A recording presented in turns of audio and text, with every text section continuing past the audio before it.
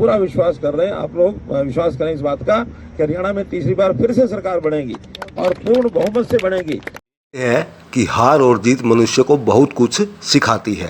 जीत जिम्मेदारी का बोध कराती है तो हार गलतियों को सुधारने का मौका देती है।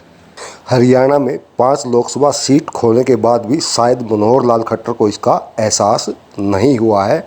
यही कारण है कि उन्होंने अपनी गलतियां मानने की बजाय कांग्रेस के गलत व झूठे प्रचार को अपनी पार्टी की हार के लिए जिम्मेदार माना और साथ ही यह भी दावा किया कि हरियाणा में एक बार फिर से पूर्ण बहुमत के साथ इस साल भाजपा की सरकार बनेगी।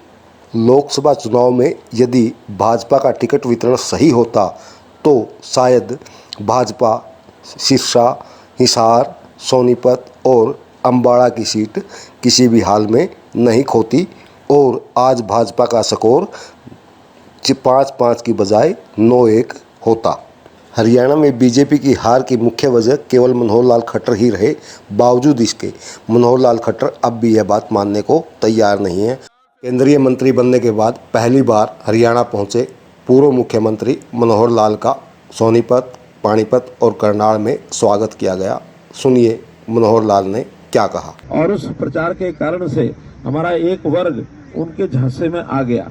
उन्होंने तरह तरह के प्रलोभन दिए और गलत वक्तव्य दे करके कि आखिर मोदी जी सरकार तो 272 बना लेगी लेकिन 400 क्यों चाहिए, इस प्रश्न को लेकर के कि अगर 400 आ गए तो संविधान बदल देंगे, आरक्षण खत्म कर देंगे। भाइयों बहनों, ये मिथ्या प्रचार जो उन्होंने किया है मैं इसकी निंदा भी करता हूं और हम उस वर्ग को जाकर के बताएं, समझाएं कि संविधान हमारे लिए एक पवित्र गीता की तरह है। संविधान बदलने का कभी कोई विषय आज तक आया नहीं, कभी आएगा नहीं। तो इसलिए इस विषय पर हम उन भाइयों को जाकर समझाएं जिनके मन में ये डर बैठा दिया। आखिर पिछली सरकारें लगातार 10 साल तक जो चली हैं, समाज के लिए, देश के लिए बहुत बड़े बड़े काम किए हैं। अब बड़े कामों की तरफ तो उनका ध्यान नहीं गया, लेकिन ये जो छोटी छोटी चीजें हैं घर कर गई हैं, इसमें हमें जाके संभालना होगा। और जहां कहीं कोई अपने को लगता है कि और नए कामों की जरूरत हो, निसंकोच बताना है। ऊर्जा विभाग ये अपने पास आया है, शहरी विकास और हाउसिंग ये अपने पास आया है।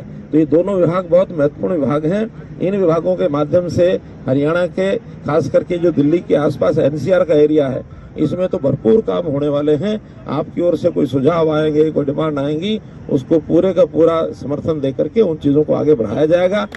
पूरा विश्वास कर रहे हैं। आप लोग विश्वास करें इस बात का कि हरियाणा में तीसरी बार फिर से सरकार बनेगी और पूर्ण बहुमत से बनेगी।